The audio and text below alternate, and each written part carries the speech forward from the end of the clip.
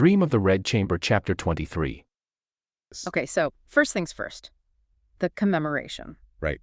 The dust hasn't even settled from the visit, and Yuan Chun's first order from the palace is to get all the poems and inscriptions from that day compiled. And not just compiled, they have to be arranged and graded.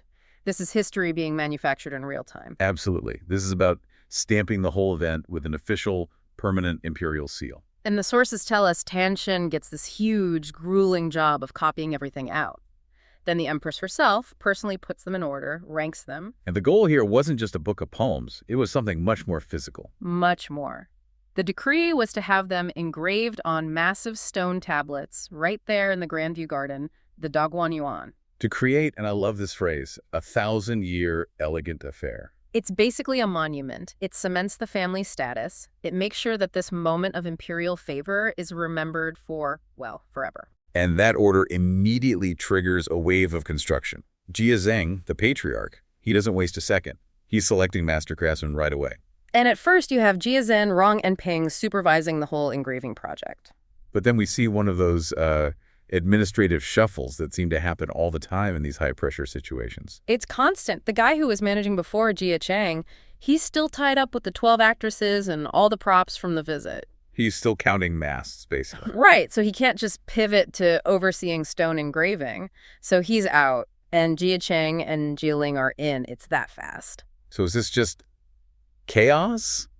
Or is this how things work when an imperial command comes down? It's the latter. It really shows you that at this level, a job isn't a permanent title. It's a task. And they're assigned based on who is available right now and who can get it done quickly. Efficiency over everything else. Imperial pressure trumps everything. Okay, speaking of finding immediate solutions, let's pivot to one of the most fascinating parts of the aftermath. What to do with the 24 religious personnel. The 12 young monks and 12 young Taoists. They were brought in just for the visit. Jia Zheng's plan seems pretty straightforward. Party's over, send them back to various temples. Logical, simple. But this is where administrative genius meets pure political opportunism. And it all comes from Feng Ji, Phoenix. Well, her and an ambitious mother. The source is very clear that Jia Xin's mother, Zhu Xi, she was looking for a post for her son. She wanted him in a role where he could, quote, use some silver money. And she goes straight to Feng Ji. Of course. Feng Ji controls the administration, she controls the money, and she comes up with this absolute masterstroke of a counterproposal for Lady Wang. She says, don't scatter them. Exactly. And the reason she gives is pure political genius. She frames it as a risk management strategy. What if the Empress suddenly needs them again? What if she has another whim, some ritual she wants performed? It would be, deeply embarrassing to have to scramble to get them all back together. So she uses the possibility of a future imperial need to justify a present action. It's brilliant. Mm-hmm. And her solution is centralized and, more importantly, profitable. Just send them all to the family's own temple, the Iron Threshold Temple. Chi. Right. And then you just give a monthly allowance for their food, their firewood, and rice to one manager. So they're kept on retainer, the risk is gone, and you've just created a brand new, very profitable administrative job. It's deeply cynical and just, wow, so smart. But it does cause a bit of a problem internally. With her husband, Jilian. Yeah, Jilian objects. He'd already promised that job to someone else, to Yuner. And for him, going back on his word is a loss of face, a loss of political capital. But Feng Ji is always like 3 moves ahead of everyone. Always. She placates him almost instantly. She promises Yuner a different upcoming job. It's managing the planting of new trees and flowers in the northeast corner of the garden. A direct request from the Empress herself. Which makes it a high-status, important project. So she swaps a recurring money-making job for a high-profile, one-time project. Everyone's happy, and her candidate, Jia Hin, gets the job with the steady cash flow. And Jia Zheng signs off on it. He agrees to the Iron Threshold Temple plan and says Jia Qin is growing more promising. He gets the job. And now we see the payoff. The money involved here is, it's stunning. Feng Ji authorizes Jia Lian to advance Jia Qin 3 months of supply money up front. And that total comes to 200 to 300 taels of silver. Okay, for you at home, a tael is a measure of silver, about 1.5 ounces. So 200 to 300 taels is a huge sum. That's easily the annual income for a pretty well-off merchant. And this isn't a salary, it's working capital. an immediate cash injection. And Jia immediately turns around and tips the administrator who handled the funds. The silver is already flowing, all because Feng Ji leveraged a vague potential imperial concern into a real cash-generating position. So while all this administrative maneuvering is happening, the Empress herself isn't quite done. Not at all. She issues her second, and maybe more important, decree. She realizes that after all this effort, it would be a shame to just seal the garden up. It would become, in her words, desolate. And her reasoning is entirely emotional. It's aesthetic. She's worried that if the garden is empty, talented people will become disheartened, and flowers and willows will lose their color. It's an amazing line of thought. She takes this philosophical worry about desolation and turns it directly into family policy. Move the poetry-writing sisters into the garden. Make them residents. And crucially, she adds one more person to the list. Baoyu. She specifically says Baoyu has to move in too. Why? Her reasoning is purely domestic. She thinks if he's left out, he'll be lonely. The word is lenking, like cold and cheerless, and that would make his grandmother, Jiamu, and his mother worry. So this royal command, delivered by a eunuch, sets off another frenzy of activity. A huge one. They have to turn these, showcase pavilions into actual livable homes. Cleaning, installing curtains, beds, screens, everything. It's a massive logistical undertaking. They're basically setting up 7 brand new luxury households from scratch. So how does Baoyu, the future resident of the House of Green Delights, react to this amazing news? That he gets to live in this paradise with the sisters he loves. The text says the summons from his father, Jia Zhang, was like a bolt from the blue. He's terrified. He immediately starts clinging to Jiamu like twisted sugar because he's convinced any meeting with his father means he's about to be punished. His fear is so palpable, but it actually leads to this incredibly rare moment of connection. It does. He's standing there before his father expecting the worst, but Jia Zhang just pauses. He really sees his son. He sees Baoyu, and the text describes his ethereal grace and dazzling beauty. He compares him to the awkward Jia Huan, and then, most importantly, he remembers his deceased son, Jia Zhu, who was so studious. And in that moment, something gives. It does. Jia Zheng's dislike for Baoyu, which is so intense it just softens. The text says it lessens by 8 or 9 parts, which is huge for him. It's a huge concession. You see the patriarchal mask slip. Just for a second. But it's fragile. The command is still there. Baoyu has to study, he has to write poetry, and he's warned to be careful. The softness doesn't mean the standards have changed. And just as we feel that tension ease, the whole conversation takes a sharp turn over something that seems so minor. The name of his maid, Shiren. Jia Zhang just gets fixated on it. He thinks it sounds flighty. And it's not really about the name, it's about what the name represents. Baoyu's whole aesthetic, which Jia Zhang sees as frivolous. His mother, Wang Firen, tries to cover for him, says Jiamu chose it. But Baoyu may be feeling a little bolder after that brief moment of compassion. He actually confesses. He says he chose it. And he defends it with a line of poetry. The scent of flowers assails the person, knowing the warmth of the day. He sees art. Jia Zhang sees indulgence. And that moment of tenderness is just shattered. It's gone. He attacks Baoyu for focusing on sensuous and flowery phrases instead of serious classics. It's the core conflict between them right there. And it ends with him just screaming at Baoyu to get out. So after all that emotional drama, the logistics finally get sorted. Jia Zhang sets the moving date, the 22nd day of the 2nd month. And for you, the listener, this new map of the garden is so important for everything that comes next. 7 main residences get assigned. Zhi Baochai gets Hongwu Yuan. Lin Yu is given Zhao Shangguan the Bamboo Lodge. And it's important that she specifically chooses it for its quiet, its bamboo, its winding railings. It's a perfect match for her personality. Then you have Jie Yingchun in Zuijinliu and Tan Chun in Qushuangzai. Shi Chun gets Lia Fengshuan, and the widow Li Shi is given Dao Shangkun the Rice Fragrance Village, which is very fitting with its rustic feel. And of course, Baoyu gets Yi Hongyuan, the House of Green Delights. And he's thrilled because it's right near Dayu. And think about the scale again. Each of these new households gets 2 extra wet nurses and 4 new maids on top of the staff they already have, plus cleaning crews. So on the 22nd, the transformation is complete. The garden goes from this quiet, imperial space to being alive. It's suddenly filled with flowery embroidered sashes and willow branches wafting fragrant breezes. It's no longer a monument, it's a home. A very, very busy home. The setting is absolutely everything here. We're in the Grandview Garden, which is, it's essentially a curated aristocratic paradise. It's this massive walled-off space designed for one purpose, to foster refined youth and creativity.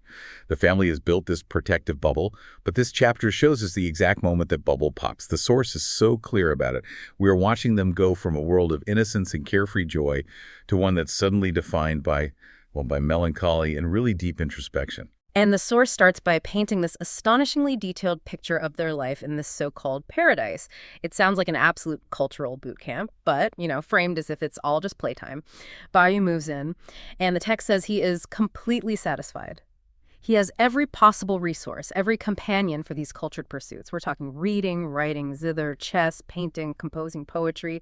The list just goes on. Even complex needlework, drawing mythical birds for embroidery, flower arranging parlor games. It's overwhelming. It is supposed to be overwhelming in its perfection. That's the whole point.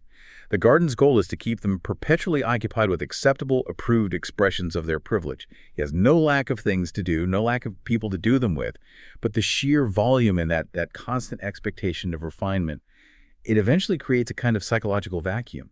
And that's when the pivot point arrives. The source gives us this fantastic phrase, Zhengsheng falne. Trouble arose from stillness. That's a fascinating concept. It's not trouble from conflict or some external threat. It's trouble born from too much peace. Exactly. And it's not just simple boredom. It's a very specific kind of aristocratic malaise. The family has provided all these acceptable emotional outlets, but nothing that feels dangerous or, truly his. He's bored with the performance of it all, not the creation itself. And so suddenly, despite all this supposed happiness, Baoyu is moody. He finds everything dull. He's looking for something authentic, something that speaks to his inner self, and all the commissioned art is just failing him. And this is perfectly shown through his poetry, right? The source gives us 4 of his seasonal night poems, and they're genuinely talented. Oh, they absolutely show his talent. He's great at capturing authentic feeling and scenery. Take the spring night poem. He asks, "Whose tears does the candle weep?" The imagery is just beautiful, but it already hints at this deep, sort of inherited melancholy, an awareness of sorrow without even knowing the cause. Or the winter poem, where he talks about the pleasure of tea made from freshly swept snow. It's the absolute height of cultured, specific pleasure. But these poems aren't just for him, are they? They're basically performed for an audience. They are, and that's the whole problem. The source points out their reception. They were copied and praised by influential people and adored by frivolous youths. So this leads Baoyu to focus entirely on these external matters. His art becomes a public performance. And that external validation, ironically, it doesn't fulfill him. It just deepens the internal vacuum and makes him desperate for stimulation that feels real, even if it's forbidden. Which brings us directly to the moment the bubble is breached. Baoyu is wandering around, all moody and listless, and his attendant, Minyan, tries to cheer him up.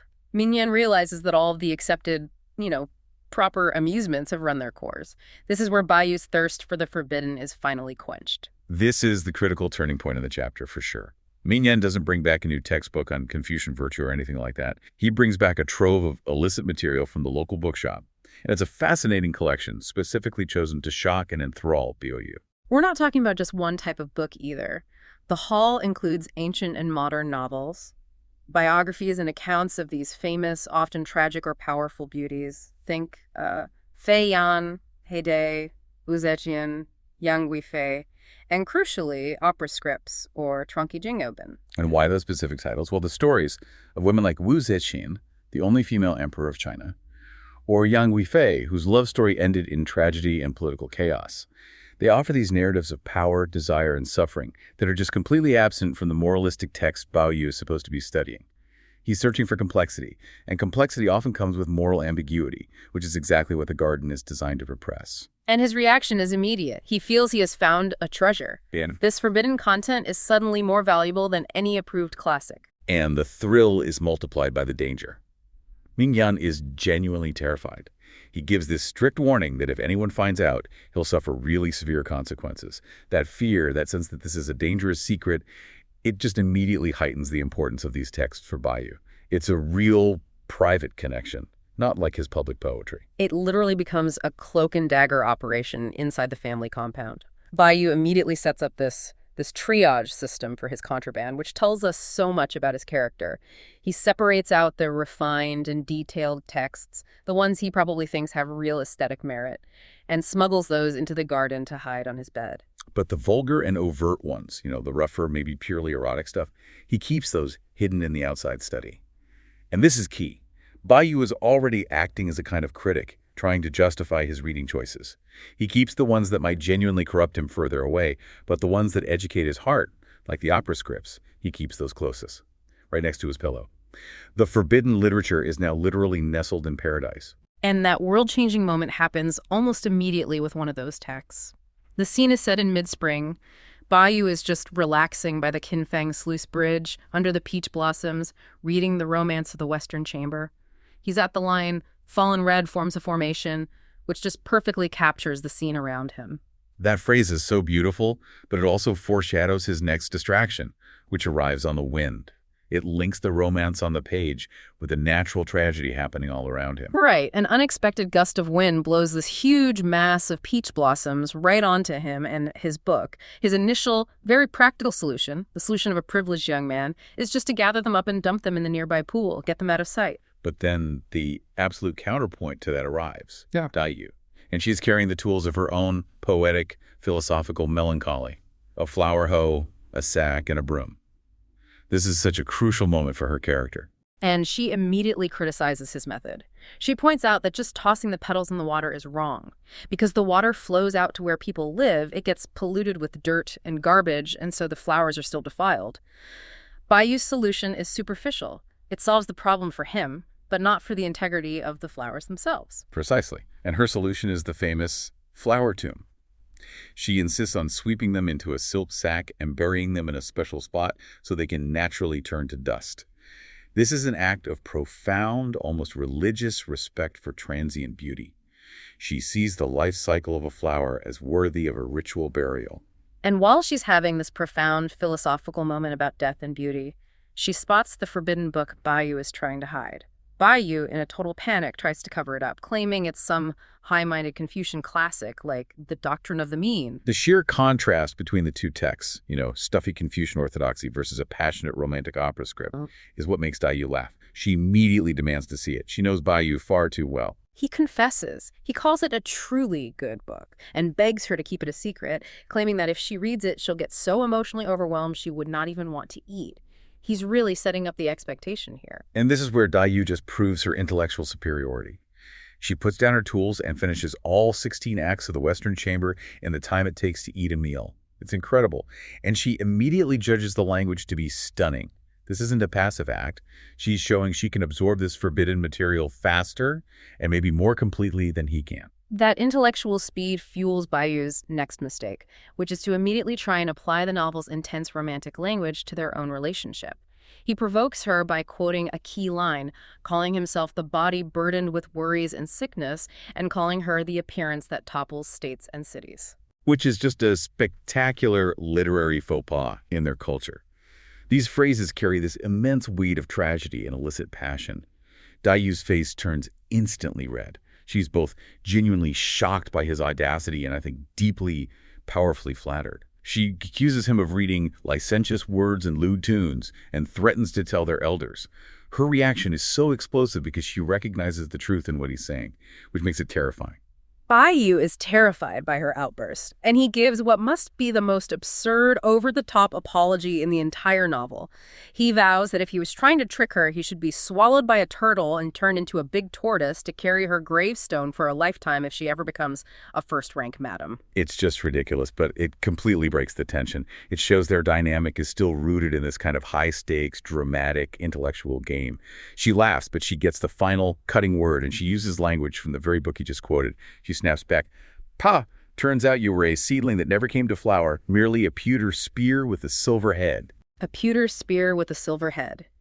That phrase, yin yang la kong tu, is such a sharp, memorable critique, something that looks beautiful and substantial on the outside, but is actually brittle and worthless when you test it. She's basically accusing him of being superficial, even as they're solidifying this intimate bond over their shared secret. And she defends her reading speed, too. She reminds him, why, if you can memorize after one look, why can't I read 10 lines at a glance? This whole exchange is the forbidden literature acting as a catalyst, transforming their innocent friendship into a relationship of intense, vulnerable, intellectual connection. So Baoyu leaves to attend to a family matter, and Dayu is left alone. She's feeling moody and reflective after that very charged encounter. She walks past Pear Blossom Court and hears female voices practicing opera. Now, she normally dislikes opera, but specific lines catch her ear. This is that crucial transition where the passionate excitement of the Western Chamber gives way to this deep, existential melancholy. Yeah, she hears lines from the Peony Pavilion, which is a play that's far more philosophical and focused on the tragedy of fleeting life than the drama she just read. The Western Chamber is about taking action for love. The Peony Pavilion is about the realization that all beauty is doomed. And the first line that stops her is just staggering, especially as a commentary on the garden itself. The purples and reds opened everywhere, yet all are now given to ruined wells and crumbling walls. I mean, that image of life and beauty decaying into ruin must have been a punch to the gut for her, right there in their perfect manicured paradise. And she stops dead in her tracks, just impressed by the literary quality. Then she hears the next line. How can the good times and beautiful scenery endure, whose court enjoys this pleasurable event? This immediately puts her in a state of confrontation with mortality, with transience. And this makes her realize that even in a medium she previously dismissed, opera, that good literature exists, but that most people watching probably miss the deeper, more profound meaning.